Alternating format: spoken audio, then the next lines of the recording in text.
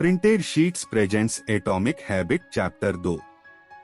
पहला नियम, इसे स्पष्ट बनाएं। पार्ट 3। प्रेरणा का अधिक मूल्यांकन, माहौल का महत्व अक्सर अधिक होता है। बोस्टन के मैसाचुसेट्स जनरल हॉस्पिटल में primary care physician any Thorndike के पास एक बहुत ही विचित्र आइडिया था। उनका मानना था कि वे हॉस्पिटल स्टाफ और वहां आने वाले हजारों लोगों की खाने की आदतें उनकी इच्छा शक्ति या प्रेरणा में बदलाव किए बिना सुधार सकती हैं। वास्तविकता तो यह थी कि उनकी उनमें से किसी से बात करने की योजना भी नहीं थी। एनी और उनके साथियों ने 6 माह के अध्ययन का प्रोग्राम बनाया। इसके तहत हॉस्पिटल के कैफेटेरिया में रखी जाने वाली खाने पीने की वस्तुओं का स्थान बदला जाना था। उस कमरे में ड्रिंक्स कैसे रखे जाएंगे, इससे उन्होंने इसकी शुरुआत की। शुरू से ही रेफ्रिजरेटरों को कैश रजिस्टरों के पास रखा गया था, जिनमें केवल सोडा भरा रहता था। रिसर्च करने वालों ने इसमें पानी को भी शामिल करने का विकल्प रखा। साथ ही उन्होंने पूरे कमरे में खाने की चीजों के साथ बोतलबंद पानी की अनेक बास्केट रख दी। पुराने रेफ्रिजरेटरों में हालांकि अभी भी सोडा प्राथमिकता से रखा था, लेकिन पानी अब हर स्थान पर उपलब्ध था। अगले 3 माह में यह देखने में आया कि अस्पताल में सोडा की बिक्री में 11.4% की कमी आ गई है, जबकि पानी की बोतलों की बिक्री 25.8% बढ़ गई। उन्होंने इसी तरह की व्यवस्था खाने की चीजों में भी की और उन्होंने देखा कि वैसा ही परिवर्तन हुआ है। वहां खाने वालों से किसी ने भी एक शब्द तक नहीं बोला था। वे स्वयं क्या हैं, केवल इस लिहाज से लोग चीजों का चयन नहीं करते हैं, बल्कि यह भी देखते हैं कि वे किस स्थान पर हैं। उसका भी चयन पर असर पड़ता है।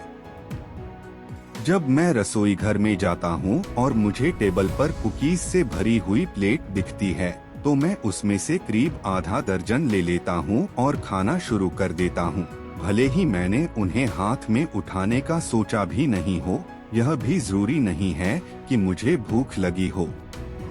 यदि ऑफिस की सार्वजनिक टेबल पर हमेशा डोनट और बेगल्स रखे रहेंगे, तो चलते फिरते बार बार कुछ नहीं खाना मुश्किल होगा। आपकी आदतों में बदलाव उस कक्ष की स्थिति पर निर्भर करता है जहां आप हैं, और साथ ही आपको सामने क्या संकेत मिल रहे हैं। मानव का व्यवहार तय करने में माहौल की अदृश्य भूमिका रहती है। भले ही हमारे व्यक्तित्व अलग अलग हों, लेकिन कई व्यवहार किसी माहौल की किन्हीं परिस्थितियों में बार बार उभर जाते हैं। चर्च में लोग बहुत धीमे फुसफुसाकर बातें करते हैं। अंधेरी सड़क पर लोग सतर्क व सुरक्षित होकर चलते हैं। इस तरह से बदलाव का सबसे आम स्वरूप भीतरी नहीं, बल्कि बाहरी होता है। हम अपने आसपास की दुनिया से बदल जाते हैं। हर आदत प्रसंग पर निर्भर होती है। मनोवैज्ञानिक कुर्ट लेविन ने 1936 में एक सरल समीकरण लिखा था, जिससे एक दमदार कथन बनता है, एक माहौल में व्यक्ति का व्यवहार ही व्यक्ति का कार्य होता है, या B = P वर्टिकल बार। लेविन के समीकरण को व्यवसाय में परखने में ज्यादा समय नहीं लगा। अर्थशास्त्री हॉकिंस स्टर्न ने 1952 में एक असाधारण व्यवहार का उल्लेख किया। उन्होंने इसे सुझाव के आधार पर खरीद का नाम दिया। यह तब होता है जब कोई खरीदार किसी प्रोडक्ट को पहली बार देखता है और उसकी आवश्यकता के बारे में सोचता है। दूसरे शब्दों में, ग्राहक कभी कभार इसलिए उत्पाद नहीं खरीदता है कि उनकी इच्छा होती है, बल्कि इसलिए कि उसे बहुत अच्छे से ग्राहक के सामने पेश किया गया होता है। उदाहरण के लिए, जमीन पर रखी हुई चीजों की बजाय आंखों के स्तर पर रखी जाने वाली चीजें अधिक खरीदी जाती हैं। इस कारण से आप देखेंगे कि जो महंगे ब्रांड हैं, स्टोर की अलमारी में वहां रखे जाते हैं जहां पहुंच आसान हो, क्योंकि उनसे लाभ अधिक होता है। जबकि उनके सस्ते विकल्प वहां रखे जाते हैं जहां स्टोर में पहुंचना भी आसान नहीं होता है। खुदरा विपणन में गलियारे के अंत में रखे उत्पाद प्रदर्शन पटल के लिए भी यही सही है। कई बार ये दुकानदारों के लिए पैसा बनाने का जरिया भी होता है, क्योंकि उनका स्थान स्पष्ट रहता है और वहां लोग अधिक आते हैं। उदाहरण के लिए कोका कोला की 45% बिक्री गलियारे के अंत में रखे उत्पाद प्रदर्शन पटल की रैकों से होती है। लोगों को जब पता होता है कि यह चीज वहीं पर मिलेगी, तो वस्तु या उस सेवा के लिए लोग ज्यादा प्रयास करते हैं। लोग बड लाइट पीते हैं क्योंकि यह हर बार में मिलता है, और स्टारबक्स इसलिए जाते हैं क्योंकि यह हर कोने में है। हम ऐसा सोचना पसंद करते हैं कि हम नियंत्रण में हैं। यदि हम सोडे की बजाय पानी को ज्यादा अहमियत दे रहे हैं, तो मान लेते हैं कि यह इसलिए क्योंकि हम ऐसा करना चाहते हैं।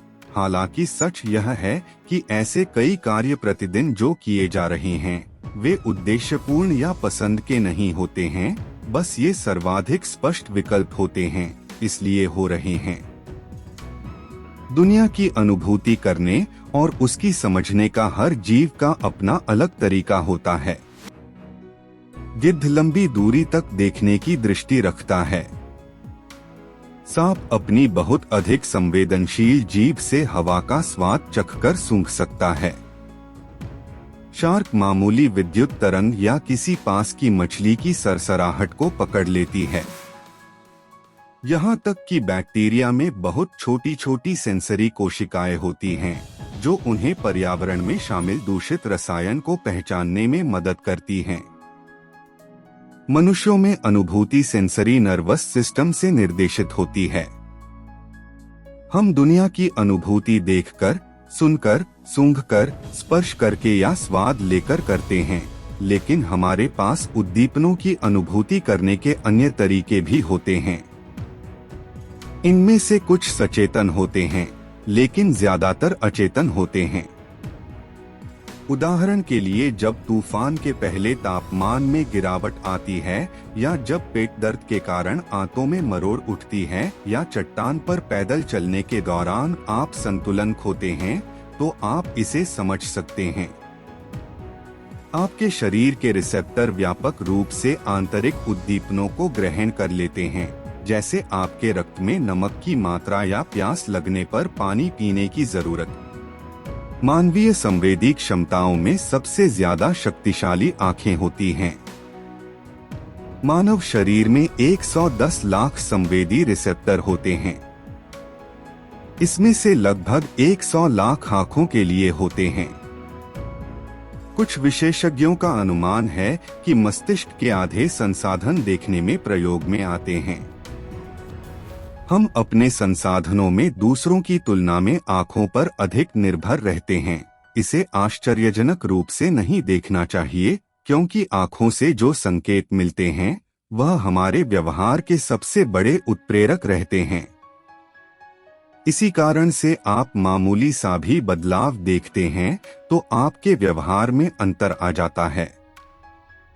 इसके चलते आप सोच सकते हैं कि उत्पादक संकेतों से भरे हुए वातावरण में रहना और काम करना महत्वपूर्ण रहता है, तथा वातावरण अनुत्पादक संकेतों से मुक्त होना चाहिए। इस संदर्भ में एक अच्छी खबर है। आपको अपने आसपास के माहौल का शिकार नहीं होना होगा। आप इसकी रचना करने वाले भी हो सकते हैं। सफलता के लिए आसपास का वातावरण कैसे तैयार करें? ऊर्जा संकट और तेल प्रतिबंधों के दौरान 1970 के दशक में डच शोधकर्ताओं ने देश में ऊर्जा की खपत पर ध्यान देना शुरू किया। एम्स्टर्डम के पास एक उपनगर में उन्होंने देखा कि कुछ मकानों में बिजली की खपत उनके पड़ोसियों की तुलना में 30% तक कम थी, जबकि घरों का आकार समान ही था और बिजली के दाम भी समान ही थे। उन्होंने सभी घरों में जाकर देखा वहां उन्हें सब कुछ सामान्य मिला। अंतर था तो केवल इलेक्ट्रिक मीटर लगने के स्थान में कुछ इलेक्ट्रिक मीटर घरों में नीचे तलघर में लगे थे और कुछ घरों में मीटर सीढ़ियां चढ़कर हॉल की ओर लगे हुए थे।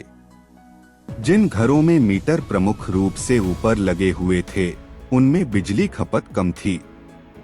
जब उनकी बिजली का उपयोग स्पष्ट था और उस पर नजर रखना आसान था तो उनके व्यवहार में अंतर आ गया। हर आदत एक संकेत से आरंभ होती है और हम उन संकेतों पर अधिक ध्यान दे पाते हैं जो सामने दिखते हैं। दुर्भाग्य से जिस वातावरण में हम रहते हैं और काम करते हैं वह अक्सर यह तय कर देता है कि हम वहाँ कुछ व्यवहार नहीं करते हैं, क्योंकि वहाँ ऐसा कोई स्पष्ट संकेत नहीं होता है जो हमारे व्यवहार को तय कर सके। यदि गिटार किसी अलमारी में बंद करके रखा है तो उसकी प्रैक्टिस करना आसान नहीं है। तब पुस्तक पढ़ना भी आसान नहीं रहता है जब वह गेस्ट रूम के कोने में एक अलमारी में रखी हो। यदि पेंट्री में विटामिन आपकी निगाह के सामने नहीं है तो उन्हें ले पाना आदत नहीं बन सकेगा। जब भी आदत को बनाने वाले संकेत बहुत महीन या छिपे हुए होते हैं तो उनकी अनदेखी आसानी से हो जाती है। स्पष्ट दिखाई देने वाले संकेत तुलनात्मक रूप से आपका ध्यान इच्छित आदत की ओर खींच सकते हैं। एम्स्टर्डम में स्कीफोल एयरपोर्ट पर सफाई स्टाफ ने हर यूरिनल के बाहर मक्खी के आकार का एक छोटा स्टिकर लगा दिया। इससे इन लोगों के तरीके में सुधार आया और यूरिनल के बाहर मूत्र करने के मामलों में गिरावट आई। बाद में हुए विश्लेषण में यह भी देखा गया कि इस स्टिकर मात्र से बाथरूम की सफाई की लागत में हर वर्ष 8% की गिरावट आई। मैंने स्वयं अपने जीवन में स्पष्ट संकेत की शक्ति को अनुभव किया है। मैं स्टोर से सेब खरीदता था और उन्हें रेफ्रिजरेटर के नीचे वाले खंड में रखकर भूल जाता था। कुछ समय बाद जब याद आता था तो वे खराब हो चुके होते थे। चूंकि मैंने उन्हें देखा नहीं तो मैं खा भी नहीं सका। धीरे धीरे मैंने खुद ही समझकर वातावरण को बदलने की ठानी। मैंने एक बड़ा बाउल खरीदा और उसे किचन की टेबल के मध्य में रख दिया। अगली बार से मैंने सेब खरीदे और उन्हें ऐसे स्थान पर रखा जहां मैं उन्हें देख सकता था। जैसे कोई चमत्कार हो गया था। मैंने हर दिन कुछ सेब खाना शुरू कर दिए क्योंकि मैं उन्हें अब देख सकता था जो पहले नहीं देख पाता था। यहाँ कुछ उपाय हैं जिनसे आप अपने वातावरण को सुधार सकते हैं और अपनी वरीयता वाली आदतों के लिए संकेतों को ज्यादा स्पष्ट कर सकते हैं। यदि आप हर रात को अपनी दवा लेना याद रखना चाहते हैं तो अपनी गोलियों की बोतल को बाथरूम के काउंटर में नल के पास ही रखें। यदि आप गिटार का अभ्यास ज्यादा बार करना चाहते हैं तो अपने लिविंग प्लस रूम के बीचों बीच गिटार रख दीजिए। यदि आप लोगों को धन्यवाद भेजना याद रखना चाहते हैं तो आप अपनी डेस्क पर इस नोट की स्टेशनरी रख लें। यदि आप अधिक पानी पीना चाहते हैं तो पानी की कुछ बोतलों को हर सुबह अपने घर में उन स्थानों पर रख दीजिए जिन स्थानों पर आप अधिक जाते हैं। यदि आप किसी आदत को जीवन का बड़ा हिस्सा बनाना चाहते हैं तो अपने माहौल में उसके बड़े संकेत रखें। सबसे अधिक दृढ़ व्यवहार में कई संकेत होते हैं। सोचिए कितने कारणों से सिगरेट पीने वाला इसे करने के बहाने ढूंढ लेता है, जैसे कार चला रहे हैं, मित्र को ऐसा करते हुए देख रहे हैं, काम के बोझ से परेशान हैं, आदि। यही रणनीति अच्छी आदतों के लिए भी इस्तेमाल की जा सकती है। अपने आसपास के वातावरण में ऐसे लक्षण रखें कि दिन में आदत बार बार याद आ सके। यह तय कर लें कि सर्वश्रेष्ठ चुनाव हमेशा स्पष्ट रहे। बेहतर फैसला लेना तब आसान और स्वाभाविक रहता है जब अच्छी आदतों के संकेत आपके समक्ष होते हैं। आसपास के वातावरण में बहुत ताकत होती है। सिर्फ इसलिए नहीं कि वह उसे प्रभावित करता है कि हम दुनिया से कैसे संबद्ध होते हैं, बल्कि इसलिए भी कि हम ऐसा बहुत ही कम कर पाते हैं। अधिकांश लोग तो उसी दुनिया में खोए रहते हैं जो दुनिया अन्य लोगों ने उनके लिए बना रखी है, लेकिन आप इसमें गुंजाइश निकाल सकते हैं। जहां आप रह रहे हैं या काम कर रहे हैं, वहां पर परिवर्तन करके अपनी सकारात्मकता के संकेतों को बढ़ाकर नकारात्मकता के संकेतों को कम कर सकते हैं। माहौल डिजाइन करके आप जीवन का नियंत्रण अपने हाथ में ले सकते हैं और अपने जीवन के निर्माता बन सकते हैं। अपनी दुनिया के सृजक बनिए, मात्र उपभोक्ता नहीं। संदर्भ ही संकेत होता है।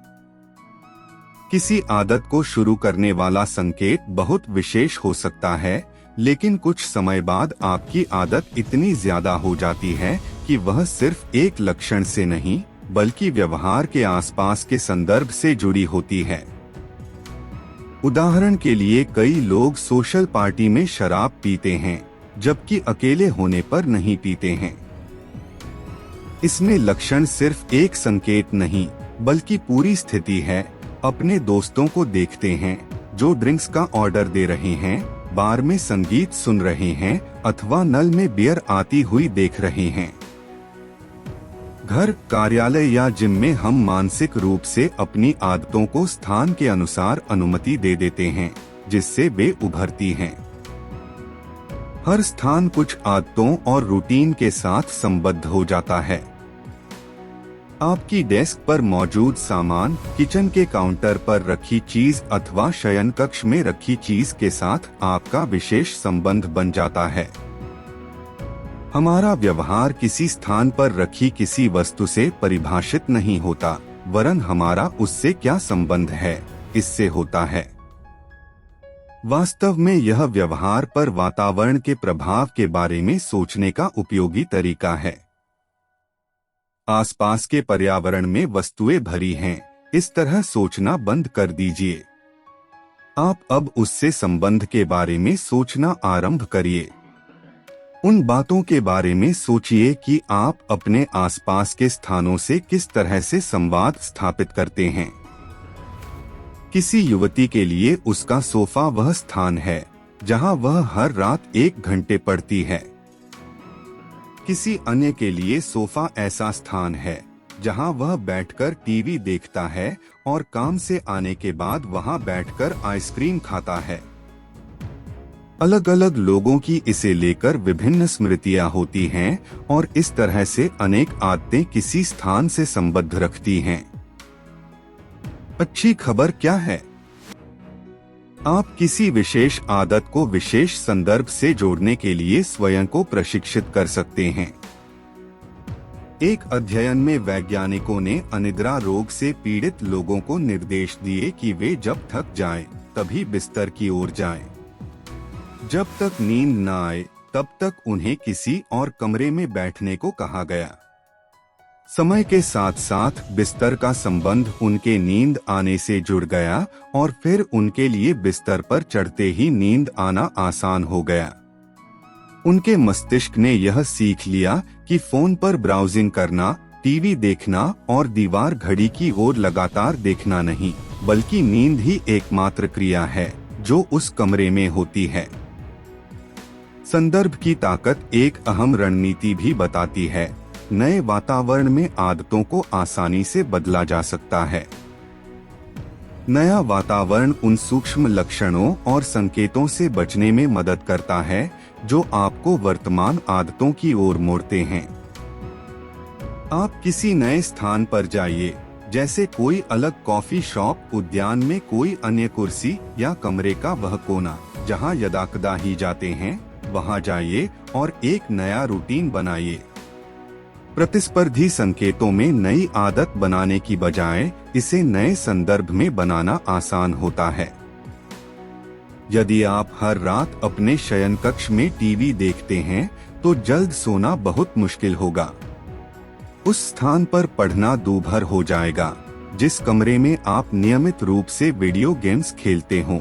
लेकिन जब आप अपने सामान्य वातावरण से बाहर जाते हैं तो आप अपने व्यवहारों के प्रति पूर्वाग्रहों को छोड़ देते हैं।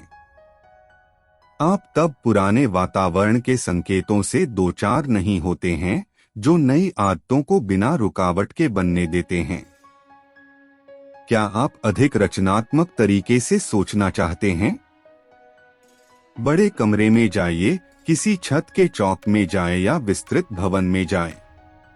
उस स्थान से कुछ देर के लिए दूर रहिए जहां आप रोजाना काम करते हैं, जिसका संबंध आपकी वर्तमान विचार शैली से है।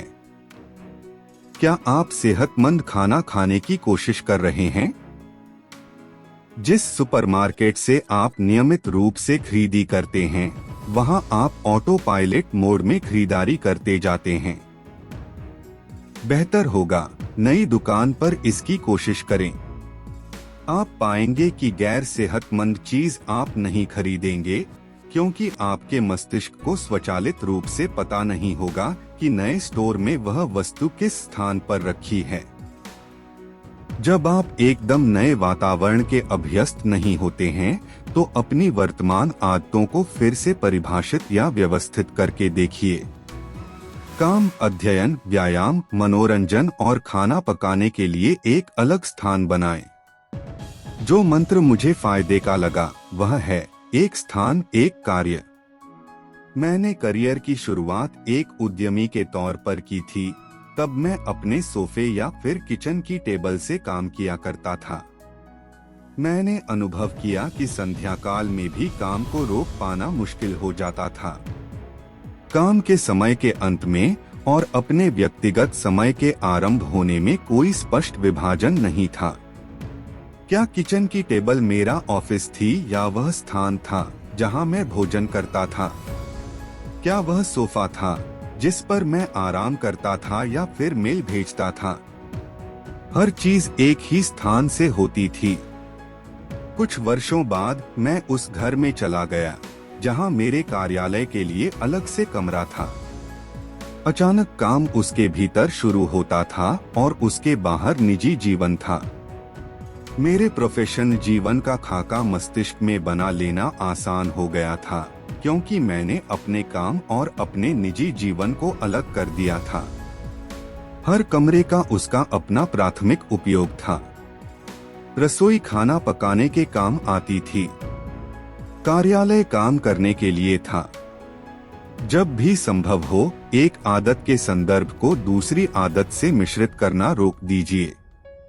जब आप संदर्भों का तालमेल करना शुरू करते हैं, तो आप आदतों को भी मिलाना शुरू कर देंगे और तब आसान आदतें ही इसमें सफल होंगी।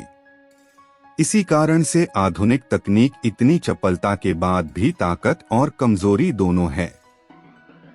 आप सभी कार्यों के लिए फोन का उपयोग कर सकते हैं, तो यह एक ताकतवर उपकरण बन जाता है। लेकिन जब आप फोन का उपयोग लगभग सभी कार्यों के लिए करते हैं, तो इसे किसी एक काम से जोड़ना मुश्किल हो जाता है।